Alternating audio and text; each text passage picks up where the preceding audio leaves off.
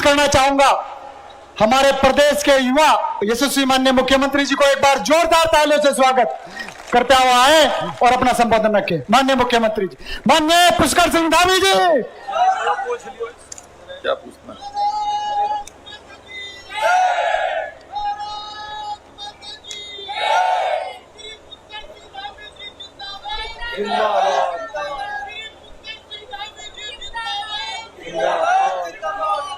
चलिए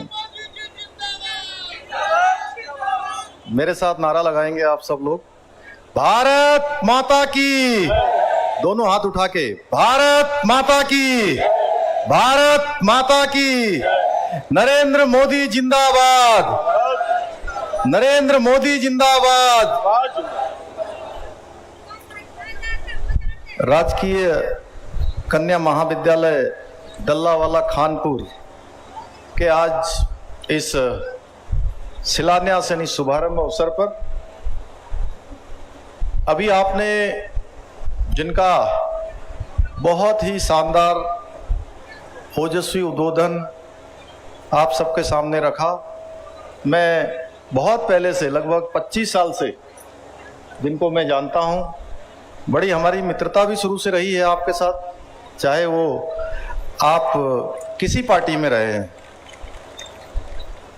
आपको मैंने संघर्ष करते हुए देखा है इस क्षेत्र के लिए लगातार, चाहे वो विधानसभा हो, चाहे विधानसभा के बाहर हो, चाहे देहरादून हो, हरिद्वार हो या दिल्ली तक, लगातार जो संघर्ष करते हैं आप सबके लिए, माताओं बहनों के लिए, हमारे इस खादर क्षेत्र के लिए, जिसका परिणाम है कि आज यहाँ पर महाविद्यालय खुल रहा है।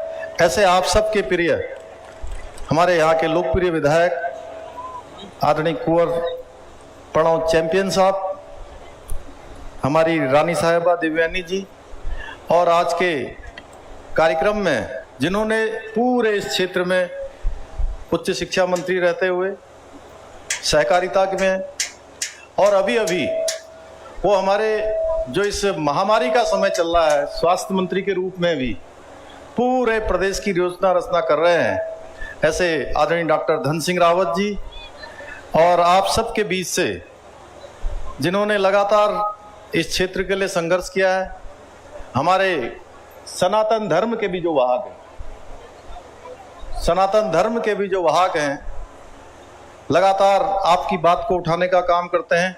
उत्तराखंड सरकार के गन्ना मंत्री, ग्राम्य विकास मंत्री, भाषा पुनर्गठन मंत्री के नाते आदरणीय स्वामी यतीश्वरानंद जी, और एक नाम जिन्होंने आपके सामने, आपके बगल के ही विधायक, जो पूरे हरिद्वार क्षेत्र की आम जनता, सामान्य जनता, गरीब जनता के लिए लगातार संघर्ष करते हैं, और वो अपनी बातें कहने के उनके कई अंदाज हैं। वो अंदाज आपने इस मंच से भी देखे होंगे और कई मंचों से भी देखे होंगे। और मेरे बहुत ही परम मित्र हैं भाई संजय गुप्ता जी, विधायक लक्सर, और इस मंच पर विराजमान है हमारी भारतीय जनता पार्टी को लगातार पिछले कई वर्षों से, जिनकी अध्यक्षता में लगातार यहाँ पर जो है एक शानदार प्रदर्शन, शानदार संगठन कौशल करने वाले हमारे जिलाध्यक्ष डॉक्टर जयपाल सिंह चौहान जी, हमारे इस कार्यक्रम का संचालन करने वाले भाई चौधरी भीम सिंह जी, मास्टर कृष्णपाल चौहान जी, विजेंद्र सैनी जी, सुंदर चौधरी जी, डॉक्टर सुभाष सैनी जी, विकास जी, शोभाराम प्रजापति जी, हमारे प्रदीप जी, अशोक जी, और बहुत सारे लोग इस मंच पर विराजमान है। हमारे ये भतीजे कुंवर दिव्य प्रताप सिंह,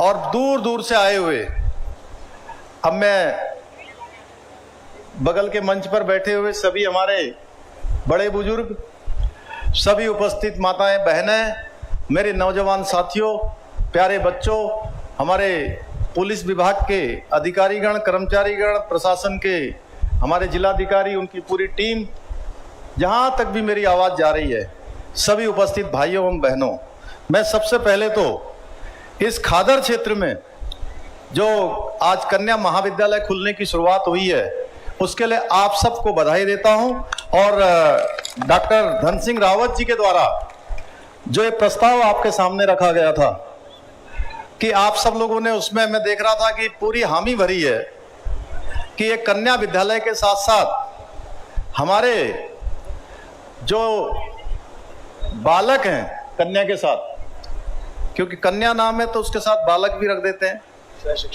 सह शिक्षा, यानी कि दोनों मिलकर पढ़ेंगे। कन्या के साथ साथ हमारे बच्चे भी और बच्चियां भी सब इसमें पढ़ेंगे। इसके लिए मैं आप सबको बहुत बधाई देता हूं, बहुत शुभकामनाएं देता हूं। देखिए, अभी जैसा संजय गुप्ता जी ने कहा कि इतने सालों से खादर में कितनी परेशानियां हैं, कितनी समस्याएं हैं, कितनी आवश्यकता हैं, ये हमारी रानी साहिबा ने भी आपके सामने रखा, कुंवर साहब ने भी रखा, संजय गुप्ता जी ने भी कहा। बड़ी बड़ी बातें करना, बड़ी बड़ी घोषणाएं करना, ये किनका काम है ये आप जानते हैं। हम लोगों का काम है कि ज्यादा बोलना नहीं है, काम करना है। जैसे आज ये महाविद्यालय का यहाँ पर शिलान्यास हो रहा है, हरिद्वार के अंदर मेडिकल कॉलेज बन रहा है, हरिद्वार के अंदर चारों तरफ से रिंग रोड बन रही है, यहां से दिल्ली जाने वाले बड़े बड़े हाईवे बन रहे हैं। ये भारतीय जनता पार्टी की सरकार में होता है। पहले की सरकारों में शिलान्यास तो होते थे लेकिन उनके लोकार्पण नहीं होते थे। अब जो हमने कहा है और जो हमने एक ध्येय वाक्य के रूप में जिसको अंगीकार किया है, स्वीकार किया है कि हम जिनका शिलान्यास करेंगे उनका लोकार्पण भी करेंगे। बहुत बड़ी संख्या में मैं देख रहा हूं हमारे पत्रकार मित्र भी हैं, छायाकार बंधु भी है, उनका भी मैं बड़ा धन्यवाद करना चाहता हूं। देखिए, पहले की सरकारों में जो 2017 से 2012 के बीच में रही, आपने देखा होगा उस सरकार में कितना भ्रष्टाचार होता था, कितनी झूठी घोषणाएं होती थी। उसका मैं एक छोटा सा उदाहरण बताऊं आपको। देखिए, हम आश्वासन देने पर और घोषणाएं करने पर विश्वास नहीं करते। हालांकि जो चैंपियन साहब ने कहा है कि घोषणा कर दीजिए, वो हम घोषणा करेंगे तो वो घोषणा पूरी करेंगे, उसको अधूरा नहीं छोड़ेंगे। यह आश्वासन और घोषणाओं का भी ऐसा होता है कि एक बार एक गरीब व्यक्ति कई सालों से सर्दी, जाड़ा, गर्मी, बरसात सब सहन कर रहा था। एक छोटी सी मैं दो पंक्ति आपको, हालांकि ये समय ऐसा है कि आपको आप सब समझते हैं लेकिन फिर भी मैं कहना चाहता हूं कि आश्वासन क्या होता है और झूठे आश्वासन क्या होते हैं। कि उसको बहुत सर्दी लग रही थी और कई सालों से मैं सर्दी में रहता था। इसी बीच क्या हुआ, एक दिन कोई अच्छे से कपड़े पहन के एक व्यक्ति आए उनके पास और बोले कि मैं आपको कल कंबल दे दूंगा, कल सर्दी के लिए आपके लिए मैं बढ़िया सा कंबल लेकर आऊंगा। और जब जो व्यक्ति 2 साल से बिना कंबल के रह रहा है और उसको कंबल दिखने की जब आस हो गई, उसके मन में विश्वास जग गया कि मुझे कंबल मिलने वाला है, कंबल मिलने वाला है।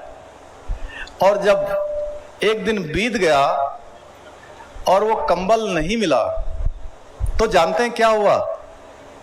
जो व्यक्ति 2 साल तक बिना कंबल के रह रहा था उसकी एक दिन में भी जान निकल गई, वो अलविदा कह गया, वो दुनिया से चला गया। तो इस प्रकार का काम हम नहीं करना चाहते हैं।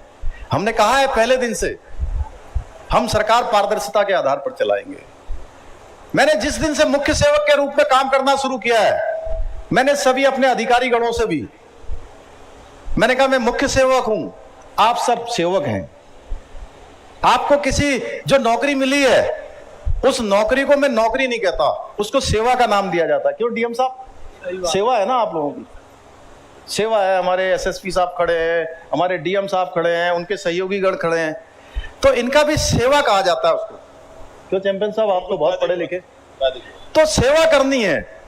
और इसके लिए हमने कहा है कि मैं और हमारे सभी सहयोगी लोग हम नो पेंडेंसी के आधार पर सरकार चलाएंगे। नो पेंडेंसी यानी कि कोई भी पेंडेंसी नहीं रहेगी, यानी कोई कागज जिंदाबाद, कोई कागज किसी भी कार्यालय पर नहीं पड़ा रहेगा। कोई समस्या आई है तो उस समस्या का निदान होगा, उस समस्या का समाधान होगा। अगर नहीं हो सकता होगा तो उसको भी बताया जाएगा। हमने कहा है, आप सब लोगों के बीच में हम आते थे तो हमारे चैंपियन साहब, हमारे स्वामी जी, हमारे संजय गुप्ता जी, हमारे जिला अध्यक्ष जी सब कहते थे कि आज ये ब्यूरोक्रेसी हमारी बात नहीं सुन रही है, ये अधिकारीगण हमारी बात नहीं सुन रहे हैं, हमारी सुनवाई नहीं हो रही है। हमने कहा अब ऊपर से लेकर नीचे तक और नीचे से लेकर ऊपर तक सब जगह सुनवाई होगी। उसके लिए हमने कहा है, देखिए एक व्यवस्था बनाई है। हमने सचिवालय को सबसे पहले ठीक करने की कोशिश की है। हम नए मुख्य सचिव यहां पर लेकर आए हैं। आप सबको बता दें, पहले दिन जिस दिन मैंने शपथ ली, जिस दिन आप सबकी सेवा की शपथ ली, उत्तराखंड की जनता की सेवा की शपथ ली, मैंने सबसे पहले कोई काम किया तो मैं डॉक्टर सुखबीर सिंह संधू, जो NHAI में चेयरमैन थे, पंजाब सरकार में जिन्होंने काम किया, उत्तराखंड सरकार में काम किया, भारत सरकार में काम किया, उनको यहां पर मुख्य सचिव बना के लाए हैं पहले दिन से। उसके बाद हमने कुछ सचिवालय को ठीक किया है, अभी और ठीक करना है। उसके बाद हम जिलों को ठीक कर रहे हैं, यह क्रम हमारा जारी है। अब कई बार यह भी होता है, आप लोगों की यह भी अपेक्षा होगी, इतना हो गया तो अब अमूलचूल परिवर्तन हो जाए। मैं चाहता हूं अमूलचूल परिवर्तन करना, मेरे दिल में है, दिमाग में है, कर्म में है, वचन में है और विचार में और व्यवहार में है कि मैं बदलना चाहता हूं। लेकिन हमारे पास भी क्या है, सीमित जो है विकल्प हैं, उन्हीं में से लोगों को उठाना है, उन्हीं में से लोगों को बढ़ाना है, उन्हीं लोगों से काम करवाना है, उन्हीं के साथ काम करना है। इसलिए उसी में से देख रहे हैं। तो मैंने कहा भाई, पहले चाहे जो होता होगा मैं नहीं जानता हूं, लोग कहते हैं कि वो विधायक मुख्यमंत्री जी के खास हैं, वो विधायक मुख्यमंत्री जी के खास हैं, वो अधिकारी उनके नजदीक हैं। हमने कहा मेरे नजदीक वही होगा जो जनता के सबसे ज्यादा नजदीक होगा, जो जनता के सबसे ज्यादा नजदीक होगा वो मेरे नजदीक होगा। हम सबका आकलन देख रहे हैं, जनता सबके बारे में बोलती है, तो ऊपर से हम काम कर रहे हैं। इसी प्रकार से हमने जिलों में भी कहा है, हमारे जिलाधिकारी आए हैं नए अभी यहाँ, हमने आपसे भी, आप जब जिलाधिकारी बनने के बाद मुझसे भेंट करने के लिए आए थे, तो मैंने कहा जिलाधिकारी जी एक काम करना, आप देखिए जिले के अंदर जो व्यवस्था बनी हुई है उस व्यवस्था का ठीक से अनुपालन करवाइएगा। यानी कि जो हमने प्रशासन की सबसे निचली इकाई है, हमारे पटवारी जी होते हैं, पटवारी साहब लोग बहुत होंगे यहाँ, सब हमारे साहब हैं। पटवारी साहब जो काम कर सकते हैं वो काम कानूनगो के पास या लेखपाल के पास नहीं आना चाहिए, और लेखपाल कानूनगो का जो काम है वो तहसीलदार के पास वो काम नहीं आना चाहिए, और तहसीलदार का जो काम है वो काम SDM के पास, उप जिलाधिकारी के पास नहीं आना चाहिए, और जो SDM के स्तर के काम हैं वो जिलाधिकारी के पास नहीं आने चाहिए।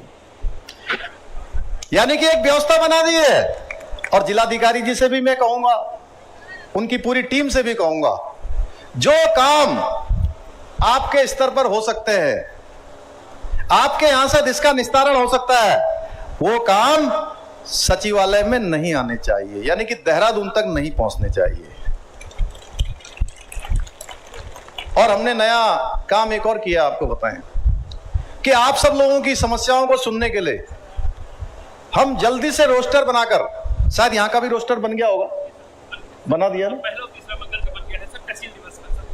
पहले और तीसरे मंगल को तहसील दिवस लगाए जाएंगे, और तहसील दिवसों पर आपकी सुनवाई होगी। और इसी के साथ साथ एक और हमने काम किया है कि 10 बजे से लेकर 12 बजे तक जिस दिन भी कार्य दिवस होगा, प्रत्येक कार्य दिवस पर सभी अधिकारीगण हमारी जनता की समस्याओं का उनको सुनेंगे और उनका निस्तारण करेंगे। और हमने कहा है जो इनका अनुपालन नहीं करेंगे उनका उत्तरदायित्व फिक्स किया जाएगा, उनका उत्तरदायित्व निश्चित किया जाएगा। और इस मामले में मैं किसी की भी कोई बात इस आधार पर नहीं सुनने वाला हूं कि किसी ने इस उत्तरदायित्व का पालन नहीं किया और उसके बाद अगर उसका उत्तरदायित्व फिक्स हो रहा है तो कोई उसमें बीच में नहीं आएगा, उसमें कोई बीच में नहीं आएगा। हम अपने चैंपियन साहब से भी कहेंगे, चैंपियन साहब अगर ऐसी बात हो तो उसके लिए आप भी नहीं कहेंगे, संजय गुप्ता जी भी नहीं कहेंगे, आप सबके सामने कह रहा हूं, क्योंकि हमने एक व्यवस्था बनाई है। हमने ये व्यवस्था बनाई है कि जिन भाई बहनों की जिनकी कोई सिफारिश नहीं है, जिनकी बात कोई पहुंचाने वाला नहीं है, सरकार उनकी बात सुनने के लिए उनके पास आएगी, यानी कि सरकार आपके द्वार पहुंचेगी। और आप देखिए जिस प्रकार से आज देश के अंदर मोदी जी के नेतृत्व में जो काम हो रहा है वो भूतो न भविष्यति, भूतो न भविष्यति। और उत्तराखंड के साथ, इस हरिद्वार के साथ हमारे ऐसे भाई बहन जो समाज के अंतिम छोर में रहते हैं, उनका इतना जुड़ाव कि मैं पहली बार मुख्य सेवक का काम संभालने के बाद जब मैं उनसे भेंट करने के लिए, उनका मार्गदर्शन लेने के लिए गया था, तो मैं आपको बताऊं जितनी जानकारियां मोदी जी को है उत्तराखंड के बारे में, जितना वो जानते हैं, शायद हम में से कम लोग उतना जानते होंगे। एक एक बात कि हरिद्वार के जिले के गन्ना किसानों का क्या हो रहा है, धान की खेती कैसी हो रही है, वहां पर बाढ़ की स्थिति कैसी है, जो नमामि गंगे में घाट बनने थे उनकी क्या स्थिति है, प्रधानमंत्री आवास योजना में जैसा हमारा अभी रानी साहिबा कह रही थी, उनके बारे में भी पूछ रहे थे कि प्रधानमंत्री आवास उनकी क्या स्थिति है, हमारे जो शौचालय बनने हैं उनके बारे में आपने बताया कि इस क्षेत्र में नहीं हो रहे। उन सब चीजों के बारे में प्रधानमंत्री जी स्वयं पूछ रहे थे। ऐसे समय में भी जब हमारा देश आज चौतरफा लड़ाई, घोषित अघोषित एक तरह से युद्ध जैसी स्थिति है, आपने देखा होगा चीन के बॉर्डर पर गलवान घाटी में क्या हुआ, जहां हमारे सैनिकों ने चीन की सेना के दांत खट्टे कर दिए, उनको वापस लौटने पर मजबूर कर दिया। देश के प्रधानमंत्री सियाचिन पर गए, देश के सैनिकों के साथ खड़े हुए, दूसरी तरफ पाकिस्तान पर छद्म युद्ध चल रहा है पाकिस्तान बॉर्डर से, और तीसरी तरफ कोरोना जैसी महामारी भी हमारे लिए एक समस्या बनकर खड़ी है। लेकिन उसके बावजूद भी देश के अंदर कोई काम नहीं रुक रहा है। आप देख रहे होंगे हमारे जो गरीब भाई बहन हैं उनको गरीब कल्याण अन्न योजना के तहत प्रत्येक यूनिट के हिसाब से 5 किलो खाद्यान्न देने का काम हो रहा है, राशन देने का काम हो रहा है। पूरे देश के अंदर यह व्यवस्था चल रही है। 80 करोड़ भाई बहनों को नवंबर तक राशन देने की व्यवस्था बनाई है। अभी हम आगे एक कार्यक्रम भी इस पर करने वाले हैं, प्रधानमंत्री जी भी उस कार्यक्रम में रहने वाले हैं, वर्चुअल माध्यम से हमारे बीच में प्रधानमंत्री जी भी रहेंगे। दूसरी तरफ आज मैं कोरोना वैक्सीन की बात करूं आपसे। जब कोरोना वैक्सीन आई थी, तो कोरोना वैक्सीन जब आई तो बहुत सारे नेतागण वो क्या कह रहे थे, वो कह रहे थे कि ये कोरोना की वैक्सीन हम नहीं लगाएंगे। आप लोगों ने भी सुना होगा, जो टेलीविजन देखते होंगे, अखबार पढ़ते होंगे। क्यों भाई विक्रम क्या कह रहे थे? बोल डॉक्टर देवेंद्र जी बोलिए, आपकी आवाज ही नहीं आ रही इधर तक। इधर से बोलो, आप बोलो तो। नहीं लगवाई जाएगी।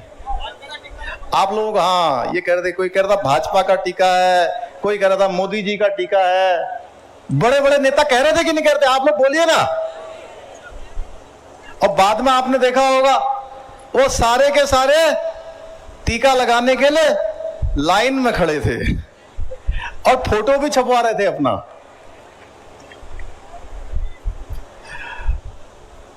और जब वैक्सीन की कमी हो गई, यानी कि एकदम से कोरोना की दूसरी लहर आई, तो तब कहने लगे कि कोरोना की अब वैक्सीन नहीं मिल रही है और मोदी जी को कोसने लगे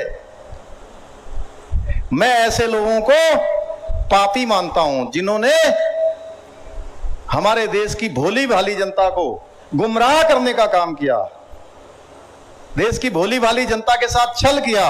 ऐसे बहुत सारे भाई बहन जिनको वैक्सीन लग सकती थी, उनको उन्होंने वैक्सीन नहीं लगनी दी, और वो वैक्सीन नहीं लगने के कारण कोरोना की जो दूसरी लहर आई, वो सारे के सारे हमारे बीच में से चले गए।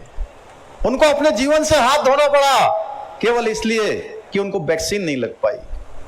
तो भाइयों बहनों, हमारे स्वास्थ्य मंत्री जी धन सिंह रावत जी इस मंच पर बैठे हैं। हम लोगों ने लगातार केंद्र से बात की, और मैं जब प्रधानमंत्री जी से मिला था तो मैंने प्रधानमंत्री जी से अनुरोध किया कि हम एक दिन के अंदर 1.5 लाख से भी ज्यादा वैक्सीन लगा सकते हैं।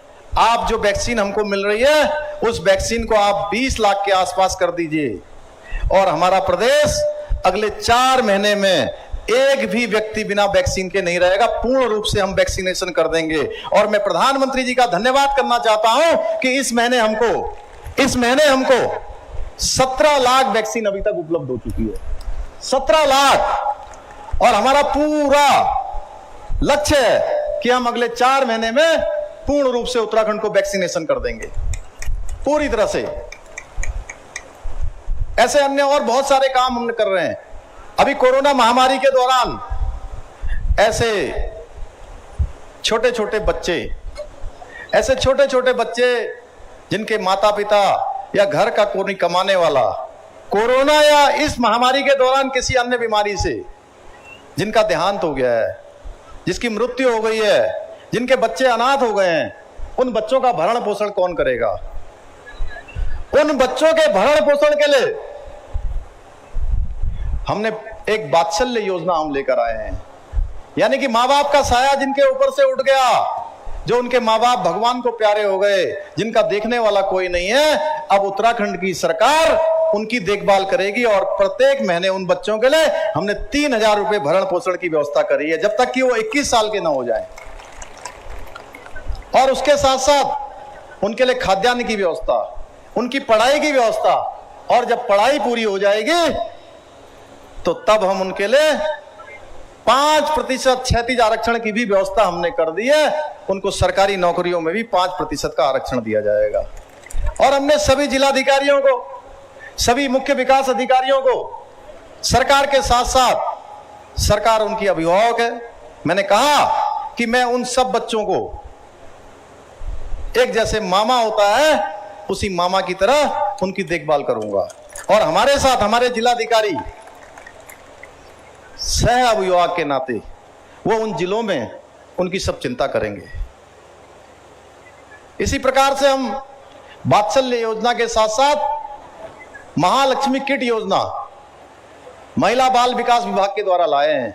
ऐसी बहनें जो गरीबी में अपने बच्चे को जन्म देती हैं, पहली 2 कन्याओं के जन्म पर उनके लिए हमने महालक्ष्मी किट योजना प्रारंभ की है।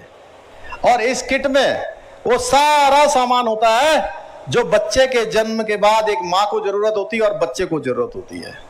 वो किट उन बहनों तक पहुंचेगा, चाहे उसमें खाने का सामान हो, सूखे मेवे हो, चाहे उसमें उनके लिए उड़ने वाली रजाई हो, बच्चों के जिराफ हो, या जो दस्ताने से लेकर जो जो चीजें उसमें काम आती हैं, वो सारी व्यवस्था हमने महालक्ष्मी किट योजना में करी है। हमने पहले दिन से जो नौजवान युवा बेरोजगार भाई हैं, उनके लिए पहले दिन जिस दिन से मैंने काम करना शुरू किया अपने सभी सहयोगियों के साथ, पहले मंत्रिमंडल की बैठक में हमने फैसला किया है कि 24,000 के लगभग जो सरकारी नौकरियों में हमारी रिक्तियां हैं, जो पद भरे जाने हैं, जो नौकरियां भरी जानी है, उनकी प्रक्रिया प्रारंभ कर दी और 15 अगस्त से उसके विज्ञापन निकलने प्रारंभ हो जा रहे हैं। सरकारी नौकरियों के साथ साथ हमने कहा कि सरकारी नौकरियां हजारों में हैं, लेकिन हमारे पास जो बेरोजगार नौजवान भाइयों की जो फौज है वो हमारी लाखों में है। तो उसके लिए हम स्वरोजगार की योजना ला रहे हैं, मुख्यमंत्री स्वरोजगार की योजना ला रहे हैं, वीर चंद्र सिंह गढ़वाली की योजना ला रहे हैं, शिक्षा विभाग की ला रहे हैं, उद्योग विभाग की ला रहे हैं, विभिन्न विभागों में ग्राम्य विकास विभाग की ला रहे हैं। उसमें हम लाखों लोगों को रोजगार देने का काम करेंगे। और उसके लिए हमने पहली मीटिंग कर दी है। मैं इस मंच से, चूंकि जिलाधिकारी जी यहां पर हैं, उनको शायद जानकारी होगी। हमने कहा है कि इसी 15 अगस्त से सभी नौजवान भाई बहन जो अपना रोजगार करना चाहते हैं, जो विभिन्न विभागों के माध्यम से जिन्होंने तैयारियां कर रखी हैं, पहले के समय में यह होता था कि वो नौकरी का अपने रोजगार के लिए, लोन लेने के लिए वो अपना फार्म जमा करते थे और फार्म जमा करके इधर उधर घूमते रहते थे। कहीं पर कोई आपत्ति लग जा रही है, हजारों लाखों की संख्या में फार्म जमा होते थे और सैकड़ों की संख्या में उनको स्वीकृति मिलती थी, मंजूर होते थे, हजारों की संख्या में जमा होते थे, लाखों की संख्या में। हमने कहा बिल्कुल ऐसा नहीं होगा। अब जितने फार्म जमा होंगे, जितने लोग लोन लेना चाहेंगे, ऋण लेना चाहेंगे, अपना रोजगार करना चाहेंगे, वो फार्म एक जगह पर भरे जाएंगे, उसके कैंप लगाए जाएंगे और कैंप लगाकर उन फार्मों की जहां जमा होने का स्थान होगा, वहीं पर उनकी जांच का भी स्थान होगा। अगर कोई कमी होगी तो उस कमी को वहीं पर पूरा किया जाएगा और बैंक के लोग भी वहीं पर होंगे। हम बैंक के लोगों से भी अनुरोध किया है कि बैंक के लोग भी वहीं पर रहेंगे। इस प्रकार से हम व्यवस्था परिवर्तन करना चाहते हैं। जो व्यवस्थाएं चल रही हैं, हमारा लक्ष्य है कि समाज के अंतिम छोर में खड़े हुए हर व्यक्ति तक सरकार पहुंचनी चाहिए, हर व्यक्ति तक हमारा ये प्रशासन पहुंचना चाहिए। हमारे नौजवान युवा भाई जो सरकारी नौकरियों में आईएएस की परीक्षा देंगे, पीसीएस की परीक्षा देंगे, लोक सेवा आयोग की परीक्षा देंगे या फौज में जाने वाले एनडीए या सीडीएस की परीक्षा देंगे, उन परीक्षाओं के प्री एग्जाम में वो पास हो जाएंगे तो उनकी तैयारी करने के लिए जिनके पास व्यवस्था नहीं होगी, यानी कि जिनके घर के माँ बाप उनकी व्यवस्था नहीं कर पाएंगे, आर्थिक आधार पर जिनकी स्थिति कमजोर होगी, उनको 50,000 रुपए सहायता के रूप में हम देंगे। इसी तरीके से ये पिछला पूरा साल, इससे पहले वाला साल, ये साल पूरा कोरोना महामारी की भेंट चढ़ गया और कोरोना महामारी में बहुत सारे एग्जाम भी नहीं हो पाए। सरकारी नौकरियों के बहुत सारे जो परीक्षाएं होनी थी वो परीक्षाएं नहीं हो पाई। तो हमने कहा है कि हम उनका एक साल बेकार नहीं होने देंगे।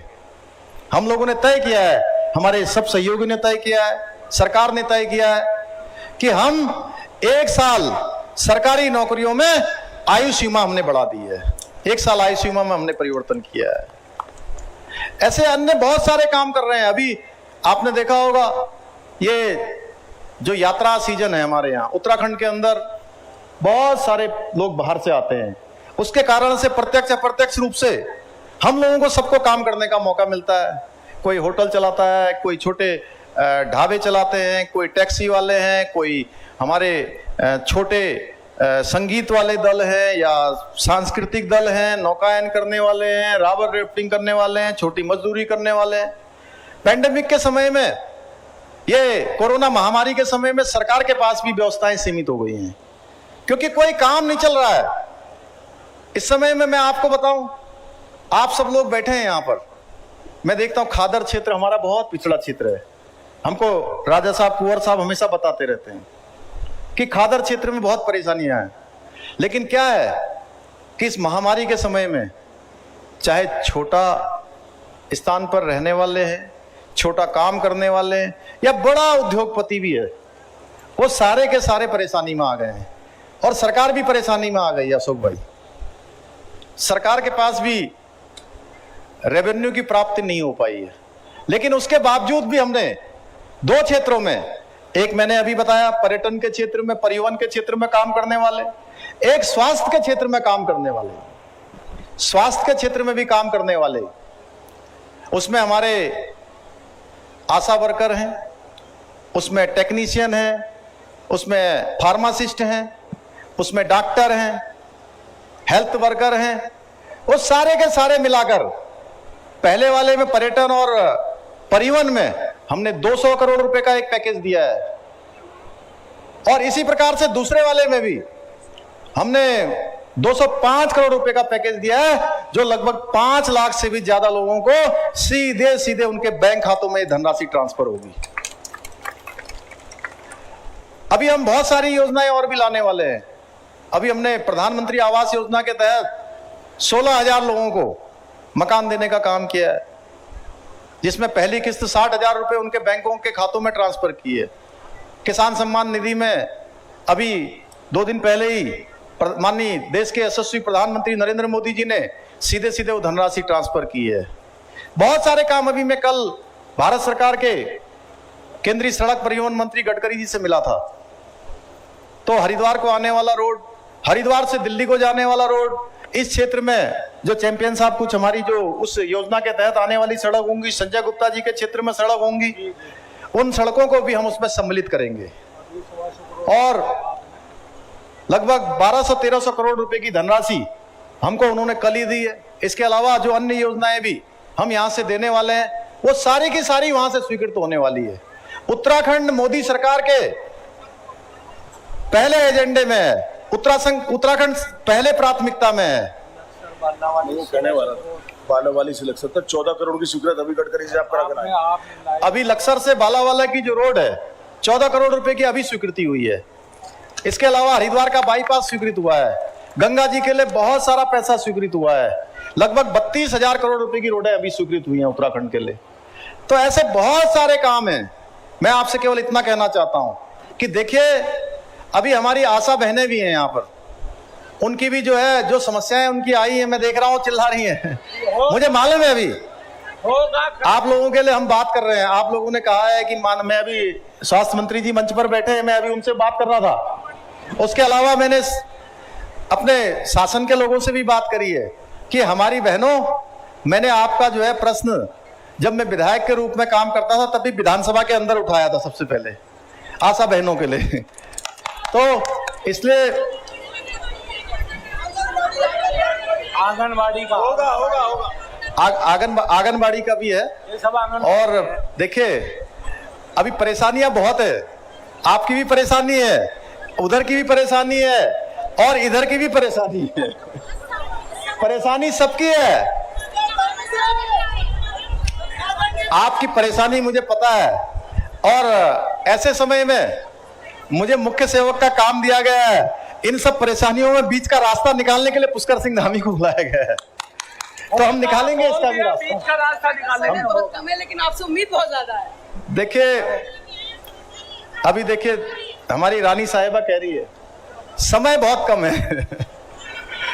अब जितना भी समय है, हम एक एक दिन को हमारे उत्तराखंड की हर माता बहन के लिए, हर जन गण मन के लिए, मेरा ये 24 घंटे में से जितनी समय मुझे 2 घंटे 3 घंटे जो नींद आ जाती है, जितने में मैं चेतन नहीं रहता हूं, वो सारा का सारा समय आप लोगों के लिए समर्पित है। आप लोगों के लिए समर्पित है। हम 24 घंटे आपके लिए काम करेंगे। समय कम है, मैं जानता हूं, लेकिन हमने ये तय किया है कि आने वाले समय में हमने जो योजनाएं बनाई हैं, अरे हो गया, आपकी बात सुन ली मैंने, सुन ली मेरी बहनों, बैठ जाओ। अब हो गया, बैठ जाओ। सुन लिया, अभी बात कर ली अभी। हाँ, आप लोग बैठ जाइए। हमारे दिव्यांग भाई भी यहाँ बैठे हैं, उनके लिए भी हमारी सरकार, उनके लिए भी योजना बना रही है। जो 70 पद आप लोगों के भी खाली हैं, उसकी भी व्यवस्था कर रहे हैं, उसको भी कैबिनेट में ला रहे हैं। तो ऐसा कोई वर्ग नहीं है जिसके लिए हम सोच नहीं रहे हैं। हमारा लक्ष्य है कि उत्तराखंड भारत के मानचित्र में हर क्षेत्र में सर्वश्रेष्ठ हो, हर क्षेत्र में सर्वश्रेष्ठ हो। चाहे हमारे किसान भाइयों का क्षेत्र हो, इस बार हमारे गन्ना किसानों के लिए तुरंत भुगतान की व्यवस्था की गई। पहली बार, देखिए, पहली बार हुआ है गन्ना भुगतान पहली बार हुआ है। इकबालपुर मिलने आए थे। इकबालपुर का जो है पहली बार ये मिलें चल रही हैं। अभी तय समय सीमा पर हम मिल चलाने का काम कर रहे हैं। तो हमारे, वो कहाँ गई आपकी घोषणाएं, वो जो आपने कहा था ना, वो घोषणाओं का, अभी संजय गुप्ता जी ने यहाँ पर कुछ बातें रखी थी। हमारे पुलिस के कप्तान यहाँ पर खड़े हैं। मैं कहूँगा कि जो घास की गठरी लेने वाले हैं, घास की गठरी लाते हैं, मोटरसाइकिल पर आते हैं या साइकिल पर आते हैं, उनका चालान नहीं होना चाहिए। वो ठीक व्यवस्था नहीं है। उनका चालान नहीं होना चाहिए। हाँ, ये बात जरूर है, देखिए कानून से बढ़कर कोई नहीं है। मैं पुलिस के बहुत सारी मीटिंगों में जाता था तो मैं कहता था हमेशा कि हमारी जो उत्तराखंड की पुलिस है उस पुलिस का नाम है मित्र पुलिस। और वो मित्र पुलिस किसके लिए है? वो आम जनता के लिए मित्र पुलिस है, हमारी गरीब जनता के लिए मित्र पुलिस है, हमारे गरीब भाई बहनों के लिए मित्र पुलिस है। लेकिन अगर कोई कानून तोड़ता है, कोई गुंडागर्दी करता है, कोई बदमाशी करता है, तो उसके लिए पुलिस का जो व्यवहार होना चाहिए वो पुलिस स्वयं तय करेगी। लेकिन जो हमारे इस प्रकार के भाई बहन हैं वो उसके लिए उनको बिल्कुल फूक फूक कर कदम रखना चाहिए, मैं उनसे कहूंगा। इसके साथ साथ हमारे चैंपियन साहब ने यहाँ पर कुछ मुख्यमंत्री घोषणा में सम्मिलित करने के लिए उन्होंने कहा है, गिद्दावली के बाणगंगा घाट पर मिनी पुल का निर्माण किया जाएगा। मैं इसको घोषणा में सम्मिलित करता हूं। हस्तमौली के सैलानी नदी घाट पर मिनी पुल का निर्माण, शेरपुर बेला के बंगा घाट पर मिनी पुल का निर्माण, इसके साथ साथ दूषित पेयजल से मुक्ति हेतु 60 हैंडपंप लगाने की भी मैं घोषणा करता हूं। इसके अलावा जो समय समय पर हमारे चैंपियन साहब बताएंगे उसको हम लोग लगातार आगे बढ़ा रहे हैं। और पुलिस चौकी के लिए इन्होंने रास्ते की बात करी है, उसको भी हम रखवाएंगे। और आप लोग जो है इनके प्रति इतना आपका प्रेम है, हमारी बहनों का, सबका, मैं आज के अवसर पर आप सभी का अपने, अभी बोलना मुझे बहुत था लेकिन क्या है कि अब चैंपियन साहब और रानी साहिबा सब बोल गए हैं, तो अब वो समय जो है जो मेरा था वो आपकी तरफ चला गया है। अभी मैंने अपने मन की बात फिर आप लोगों से करूंगा किसी दिन। तो आज के अवसर पर सभी भाइयों का, बहनों का, मेरे बड़े बुजुर्गों का, हमारे पत्रकार मित्रों का, छायाकार बंधुओं का, हमारे प्रशासन के सभी लोगों का मैं हृदय की गहराइयों से धन्यवाद करता हूं और अपनी बात को समाप्त करता हूं। जय हिंद, जय भारत, जय उत्तराखंड। भारत माता की धन्यवाद माननीय मुख्यमंत्री जी। मैं आपकी तरफ से घोषणा कर रहा हूं, मुख्यमंत्री जी अगले महीने फिर विधानसभा क्षेत्र कानपुर में आ रहे हैं, लनौरा में कार्यक्रम होगा